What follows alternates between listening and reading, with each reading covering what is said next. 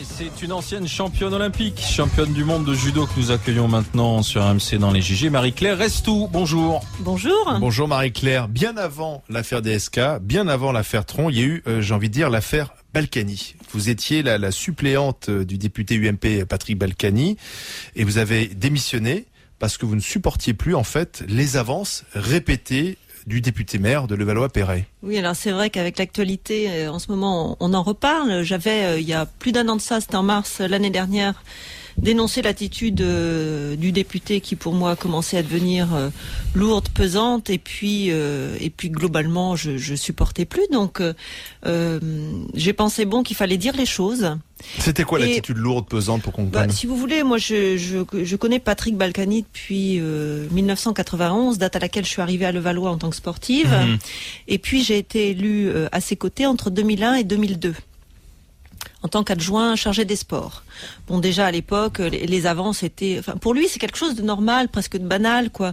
Dire des mots gentils aux femmes, leur dire qu'elles sont belles, qu'elles ont des beaux yeux, etc. Bon, jusque-là, c'est pas très très méchant. Jusqu'au jour où il m'a dit, c'était en 2002, c'était pendant une élection. Il y avait des élections, ça devait être les présidentielles. Il m'a dit de toute façon, un jour, tu finiras dans mon lit.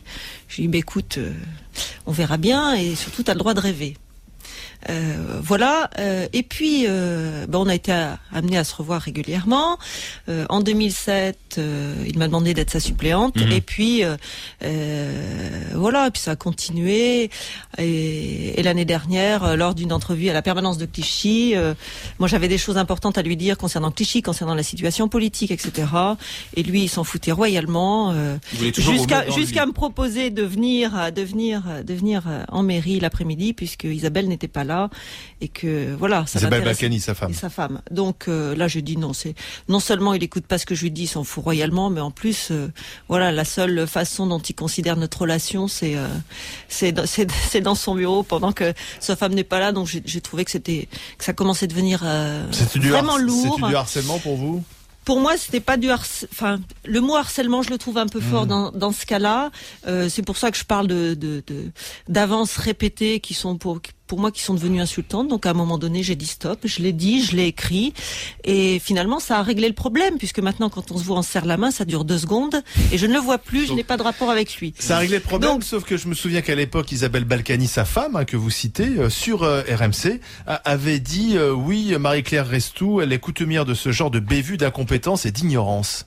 Vous savez, Isabelle Balkany, elle est bien connue des Levalloisiens et des gens des Hauts-de-Seine en particulier pour se défendre en agressant les gens, en les insultant. Donc ça ne me surprend pas, son attitude ne me surprend pas, mais ça ne l'agrandit pas non plus. Quand une femme dénonce justement la lourdeur d'une attitude masculine, c'est souvent elle qui est tenue responsable en fait de... Oui, alors je ne sais pas si on peut généraliser. La personnalité d'Isabelle Balkany est particulière. Elle a décidé de fermer les yeux.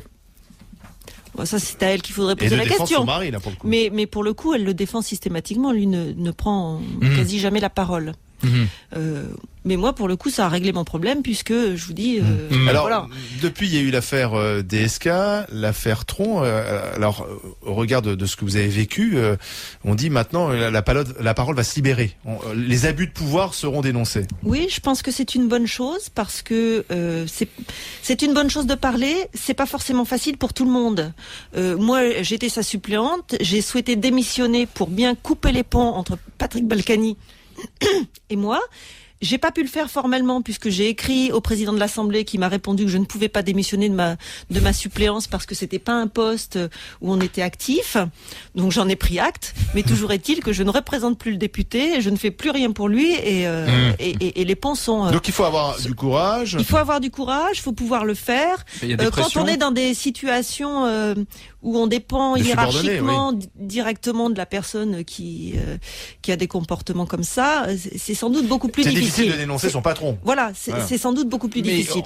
Est-ce que c'était un cas isolé, Patrick Balkany, ou c'était quand même coutumier dans le milieu politique d'avoir des pressions comme ça, de la drague un peu un peu lourde. On a vu certaines autres élus en parler ouvertement ces jours-ci dans Libération. Enfin, moi, je peux pas. C'est difficile pour moi de m'exprimer à la place des autres, mais je les incite à parler si tel est le cas. Parce qu'on se souvient de cette plainte qui avait été déposée pour viol et menaces avec armes contre Patrick Balkany. C'était en 96. Il aurait imposé de force un acte sexuel à sa compagne de l'époque. Bon, donc ça veut dire qu'autour du personnage, il y a des histoires. Oui, moi à l'époque, je le savais pas. Ça, c'est vrai que cette histoire avec l'arme est sortie plus tard. Est-ce qu'il est coutumier du fait? En tout cas, il y a 2 exemples qui prouvent qu'il a un comportement parfois un peu limite. Comment ça a été perçu par Levallois-Perret, localement? Est-ce que vous avez été comprise ou au contraire on a dit non, Marie-Claire Erestouk, elle règle des comptes avec le maire? Non, les gens, vous savez, les gens ils sont pas dupes, ils pratiquent leurs élus au quotidien.